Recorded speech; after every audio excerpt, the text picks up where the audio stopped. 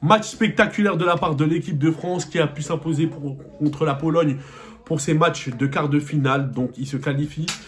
Que dire par rapport à cette rencontre? Il y a beaucoup de choses à dire. Donc là, l'équipe de France vont se qualifier pour les quarts de finale ou affronter l'Angleterre ou le Sénégal. Donc, on verra. J'espère que le Sénégal va se qualifier.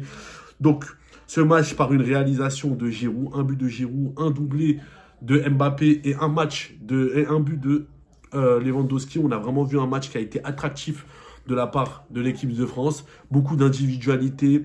Bon, il n'y a pas eu vraiment un collectif, mais ça s'est beaucoup joué par des coups d'éclair d'Mbappé, vraiment, qui a été l'homme du match. Mais j'ai mis en miniature Giroud. Pourquoi? Parce que c'est lui le meilleur buteur. Il a réussi à dépasser Thierry Henry. C'est le meilleur buteur dans l'histoire de l'équipe de France. Il a dépassé un très très grand nom.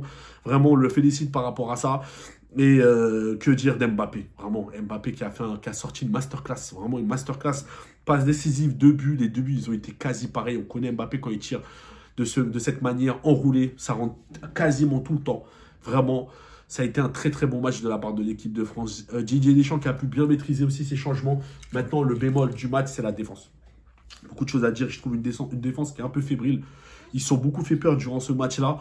Surtout Upamecano. Il faut quand même en parler. Il y a beaucoup de choses à dire. L'équipe de France, défensivement, il y a un manque de sérénité. Après, c'est dû aussi à certains joueurs qui jouent pas dans leur poste de prédilection. Je pense que ça joue. Mais il y a une fébrilité. Ils ont quand même reçu un but penalty qui a été tiré par Lewandowski. Premier coup qui a été raté, mais après le deuxième qui a été réussi. Donc voilà, ils sont qualifiés. Je pense qu'ils peuvent être très très sereins pour la suite. L'équipe de France reste vraiment favori pour cette rencontre. C'est vraiment un match spectaculaire qu'on a pu voir. La Pologne qui n'ont pas vraiment montré grand chose, vraiment à part quelques éclairs, quelques occasions à gauche à droite, mais sinon ça reste vraiment très très faible par rapport à ce que l'équipe de France ont pu montrer. Donc voilà, ils étaient favoris, donc là on a pu voir ce que les gens espéraient de ce score. Donc il y a eu 3-1 et quoi dire de ce match?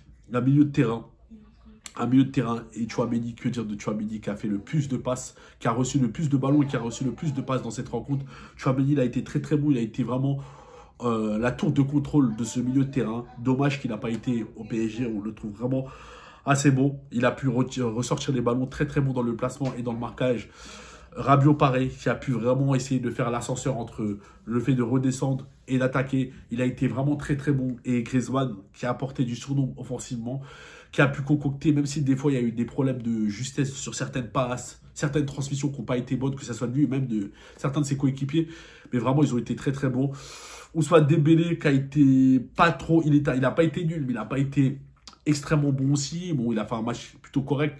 Mais ceux qui sortent vraiment du lot, c'est Mbappé et Giroud. Vraiment, ils ont fait un très très très bon match. Et vraiment, je ne sais pas quoi dire de cette rencontre, mais j'ai vraiment très très peur pour la suite. J'ai vraiment très très peur si le Sénégal se qualifie, comment ça va se passer. Parce que là, Mbappé fait très très mal. C'est un joueur qui arrive grâce à sa pointe de vitesse et son côté imprévisible, de faire la différence. Donc là, il arrive souvent à prouver, vraiment. Et là, c'est ce genre de match dont on attend Mbappé. C'est ce genre de match où il est attendu, mais c'est incroyable. Il a encore prouvé encore une fois. Et là, c'est l'un des meilleurs buteurs de cette compétition. Donc, vraiment, ça va être très, très compliqué. Est-ce qu'ils ne vont pas faire le même coup qu'en 2018? C'est la question qu'on se pose. Est-ce qu'ils ne vont pas faire le même coup que ce qu'ils ont pu faire contre l'Argentine ou ce qu'ils ont pu faire contre la Croatie en 2018? On se pose encore la question. Beaucoup de choses à dire. Didier Deschamps, vraiment, qui a été serein, qui a pu vraiment être le meneur d'hommes qu'on connaît. Didier Deschamps qui a vraiment su calmer les joueurs à leurs ardeurs après les buts, de continuer, de temporiser. Ils ont joué comme s'il y avait 0-0. Franchement, ils ont un bon état d'esprit. Et vraiment, rien à dire. Mais la défense, il y a beaucoup de choses à dire. Vraiment, il faut parler de la défense. Il y a eu beaucoup de frayeurs de la part de Varane et de Koundé. De Varane plutôt, on va dire de Varane et de Upamecano. Certaines manquent de sérénité dans les relances. Le jeu n'écarte pas. Après, peut-être c'est dû à ça. Mais franchement, en dehors de ça, moi, je veux retirer du positif. L'équipe de France a été très, très bon. Très, très bon dans les transmissions.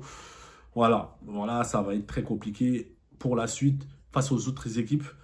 Et on fera tout à l'heure le débrief du Sénégal. Dites-moi ce que vous en pensez. Likez, partagez, abonnez-vous. Aidez-moi à faire grandir la chaîne. On doit atteindre les 3K. C'est le maximum qu'on peut faire. Et on va faire un live tout à l'heure sur TikTok. Je vais mettre mon lien de TikTok dans la description. N'oubliez pas de vous abonner sur TikTok. On va interagir, on va communiquer. Mais en tout cas, la France, allez les Bleus, allez Paris, allez le Sénégal et allez.